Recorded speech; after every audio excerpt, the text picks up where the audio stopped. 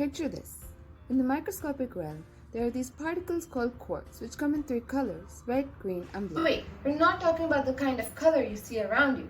We're talking about a different kind of color charge. In order for particles to exist, they must be either colorless or white. Quarks are held together by particles called gluons, which are like the superglue of the subatomic universe, connecting quarks with the color-charged string. The gluon field has fluctuations, kind of like the creases in this cloth. Removing these fluctuations takes a lot of energy. The existence of quarks suppresses the gluon fluctuations and creates a flux tube, which is an area where there's literally nothing between the quarks.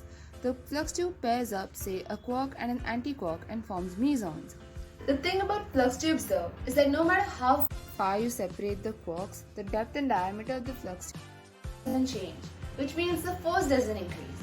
So it should be safe to assume that no matter how far you separate the quarks, they will always be connected and you'll just get a really long flux tube. And this is where things get interesting. The more you try to pull the quarks apart, the stronger the glue gets. But if you put in enough energy, you actually create a quark-antiquark pair. This phenomenon is called confinement. And it's why quarks are never found alone, but always in groups, forming protons, neutrons, and hadrons. The suppression of the gluon field is essentially where the strong force is coming from that binds quarks. It's due to the fact that removing these fluctuations actually takes more energy than to leave it be. In fact, the interaction of the energy fluctuations in the gluon field and the quarks with the gluons is what gives protons, neutrons, and in turn us and everything you see around you mass.